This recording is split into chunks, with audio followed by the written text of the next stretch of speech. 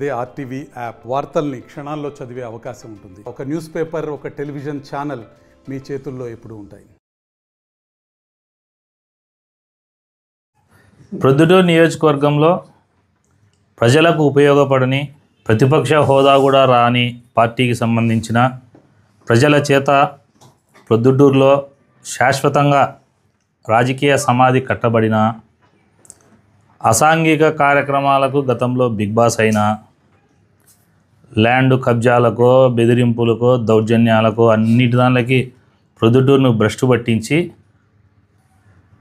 చీకటి రాజ్యానికి ఇప్పటికి కూడా లోపాయకారి రాజకీయాలు, చీకటి ఒప్పందాలకు బిగ్ బాస్ అయినటువంటి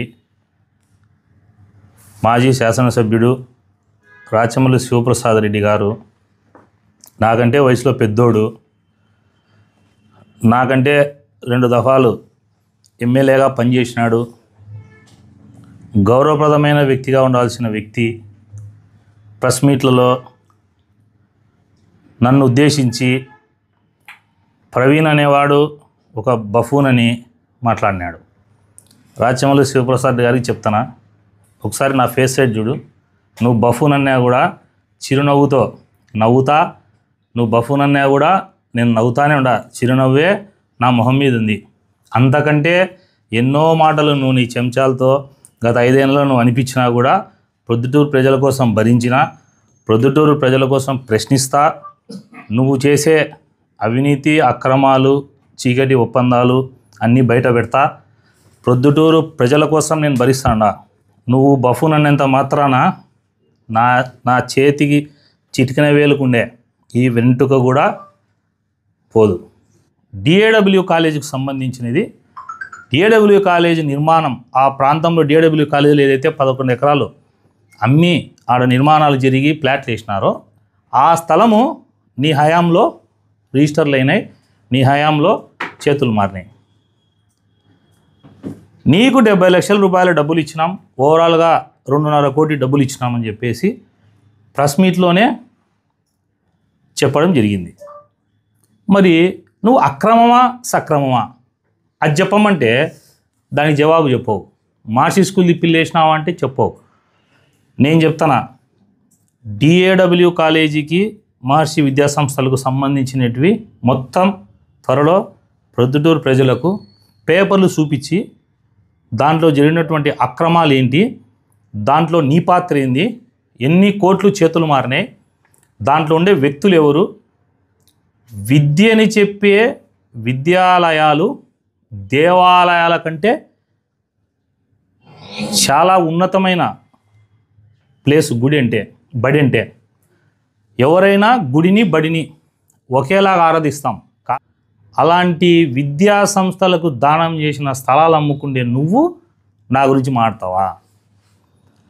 డిఏడబ్ల్యూ కాలేజీకి సంబంధించిన ప్రెస్ మీట్ తొందరలో పెడతాండా రాచమల్లి ప్రసాద్ రెడ్డి గారు. ఈలోపు నీకు 15 రోజులు టైం ఇస్తాడా.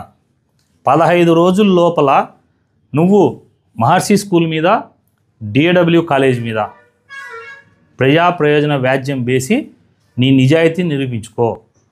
లేకపోతే బాగా విను, లేకపోతే పేపర్తో సహా ఎవిడెన్స్తో సహా డిఏడబ్ల్యూ కాలేజీలో నువ్వు చేసిన అక్రమం మొత్తము మీడియాకు చూపిస్తా.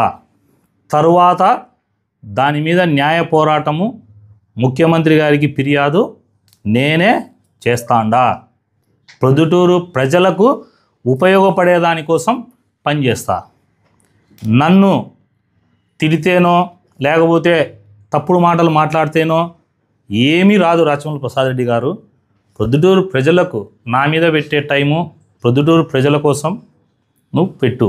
గతంలో వైఎస్ఆర్ కాంగ్రెస్ పార్టీ అధికారంలో జగన్మోహన్ రెడ్డి ముఖ్యమంత్రిగా ఉన్నప్పుడు, నీవు ఎమ్మెల్యేగా ఉన్నప్పుడు పోలీసింగ్ ఎలా ఉనిందో దానికంటే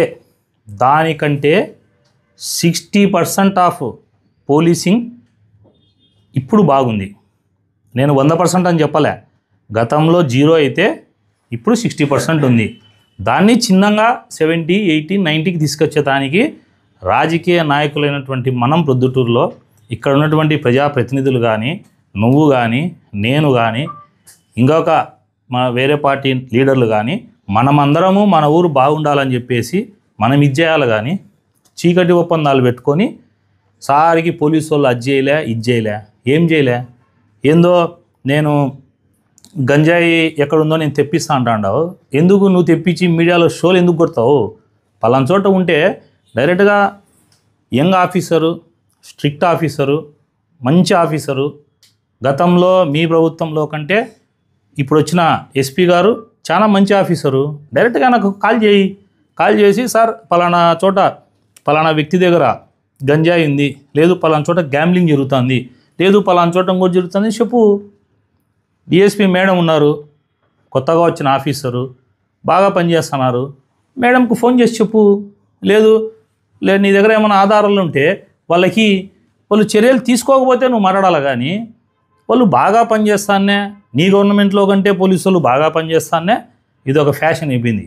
పోలీసు వాళ్ళు వచ్చి ఏం చేయలే, వాళ్ళు అనుకుంటే గంటకు చేస్తారు, 2 గంటలు చేస్తారంటే వాళ్ళకు కూడా తగిన సమాచారం ఎక్కడ ఏం జరిగేది ఇవ్వాల్సిన బాధ్యత రాజకీయ నాయకులుగా మన మీద ఉంది. రాచమల్లు ప్రసాద్ రెడ్డి గారు, నా దృష్టికి ఏ అసాంఘిక కార్యక్రమాలు వచ్చినా కూడా నేను ఎస్పీ గారికి, డిఎస్పీ గారి దృష్టికి తీసుకుపోతాను. నువ్వు కూడా ఆ రకంగా పనిచేయ. కానీ గంజాయి తెచ్చి నేను టేబుల్ మీద పెడతా, నేను ఆడ గుట్కా అమ్ముతా తెచ్చిపెడితే నిషేధిత కొనకసి మళ్ళీ నా మీద కేసు పెడతారు. అవులేలా? ఏంది నీ అవులేలు? నువ్వు ప్రెస్ మీట్లు పెట్టేది నీ వాయిస్ ఫర్ సేల్. భవిష్యత్తులో నీలాగా, ఎందుకంటే నువ్వు తయారైనావు కాబట్టి ఫ్యూచర్లో ఎవడో ఒకటి నీలాగా మళ్ళీ తయారవుతాయే. గొంతు అమ్ముకుండేవాడిని ఏమంటారు అంటే రాచమల్లు అంటారనే పేరు పడిపోయేటట్లుంది. గొంతు ఎవరు అమ్ముకుంటారంటే రాచమల్లు అనే పేరు, ఆ బ్రాండ్ సెట్ చేస్తుండవు. ప్రొద్దుటూరు ప్రజలకు ఉపయోగపడే పని చేస్తే నేను చెప్తేనో ప్రజలు ఇంకొకరు చెప్తేనో అబద్ధం ఎప్పుడు నిజం కాదు. నువ్వు పని చేయలేదు కాబట్టే లాస్ట్ టైం నేను చెప్పిన ఆరోపణలు నిజం కాబట్టే నువ్వు ఓడిపోయినావు. ఇంకా నువ్వు ఆ ట్రాన్స్లోంచి బయటికి రావట్లే. నువ్వు ఎందుకు ఓడిపోయినావు ఫస్ట్ ఆత్మపరిశీలన చేసుకో, తర్వాత మాట్లాడు. ఇంకొకసారి ఇట్లాంటి మాటలు మాట్లాడితే డిక్షనరీలో ఎత్తుకోవాలి నువ్వు పదాలు. ఏందిరా ప్రవీణ్ నీ పదం అన్నాడే, దీని మీనింగ్ ఏందని ఎత్తుకునేటట్టుగా ఉంటుంది నీకు ప్రెస్ మీటు. ప్రొద్దుటూరు ప్రజలను కూడా గమనించమని కోరుతున్నా. ఇట్లాంటి వాయిస్ అమ్ముకుండే, గొంతు అమ్ముకుండే ప్రతిపక్ష లేని రాచమల్లు ప్రసాద్ ఈ ఊరికి ఏమైనా అవసరమా? ఈ సంవత్సరం 5-6 నెలల్లో ప్రభుత్వం మారినాక ఒక్కటి ప్రొద్దుటూరు ప్రజల కోసం పోరాడిన ఒక్క ఇష్యూ ఏదైనా ఉంటే చెప్పమనండి. అదే నేను పనిచేసినప్పుడు నెల మీరు మీ మీద పోరాడిన ఇష్యూ షెడ్యూల్ వదులుతా పేపర్ పెట్టి ఏది చేసిందని. ఇప్పటికైనా ప్రతిపక్షంలో ఒక స్టాండర్డ్ సెట్ చేసిన, ఆ స్టాండర్డ్స్ ఫాలో అయితే ప్రజలకు ఉపయోగపడుతుంది. అంతేగాని అడ్డపేర్లతో పిలిచి సునకానందం పొంది ఎవడెవడో చెంచాలతో నానా రకాల అడ్డపేర్లు పెట్టి ప్రెస్ మీట్లు మాట్లాడినావు కాబట్టి ఆడుండవు.